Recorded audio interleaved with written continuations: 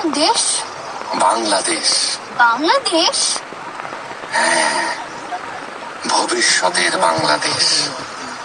পৃথিবীর উন্নত দেশগুলোর খুব বেশি ক্ষতি না হলেও বাংলাদেশের মতো দেশের ক্ষতি হবে অনেক অনেক বেশি।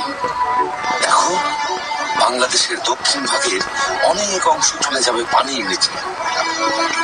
সেখান থেকে সরে যাবে প্রায় 3 কোটি মানুষ। কিন্তু কোথায় যাবে এত মানুষ? দেখতে চাও? চলো।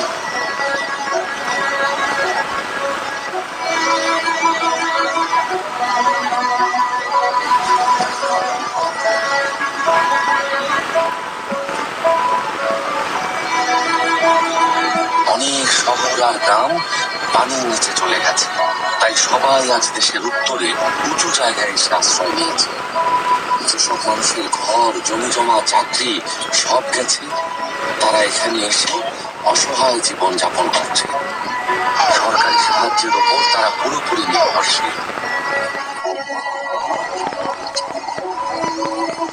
কষ্ট পেও না রাতুল, এটা তো ভবিষ্যৎ।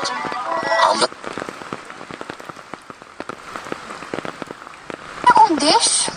বাংলাদেশ। বাংলাদেশ? ভবিষ্যতের বাংলাদেশ। পৃথিবীর উন্নত দেশগুলোর খুব বেশি ক্ষতি না হলেও বাংলাদেশের মতো দেশের ক্ষতি হবে অনেক অনেক বেশি। দেখো, বাংলাদেশের দক্ষিণ ভাগের অনেক অংশ চলে যাবে পানির নিচে। সেখান থেকে সরে যাবে প্রায় 3 কোটি মানুষ।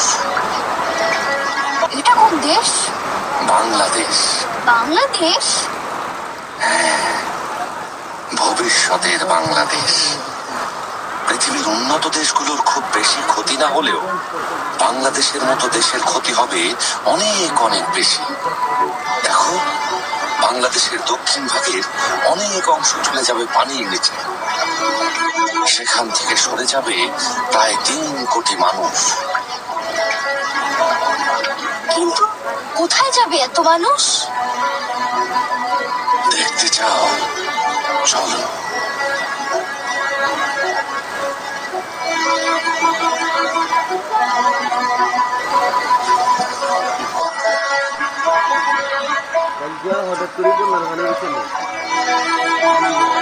অনেক শহর আর গ্রাম পানির নিচে চলে গেছে, তাই সবাই আজ দেশের উত্তরে উঁচু জায়গায় এসে আশ্রয় নিয়েছে।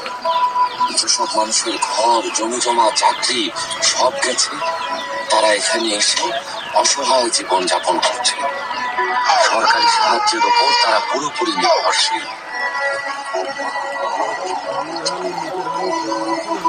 কষ্ট পেও না রাতুল, এটা তো ভবিষ্যৎ। আমরা এটা কোন দেশ? বাংলাদেশ। বাংলাদেশ? ভবিষ্যতের বাংলাদেশ।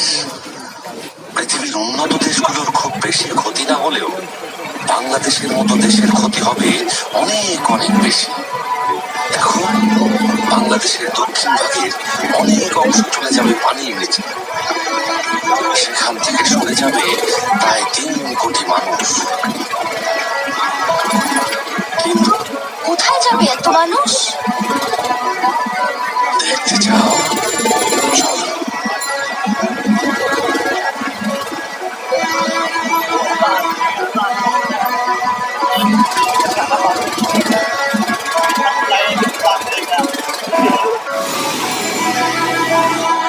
অনেক শহর আর গ্রাম পানির নিচে চলে গেছে, তাই সবাই আজ দেশের উত্তরে উঁচু জায়গায় এসে আশ্রয় নিয়েছে। যেসব মানুষের ঘর, জমি জমা, চাকরি সব গেছে, তারা এখানে এসে অসহায় জীবন যাপন করছে। সরকারি সাহায্যের ওপর তারা পুরোপুরি নির্ভরশীল। কষ্ট পেও না রাতুল, এটা তো ভবিষ্যৎ। আমরা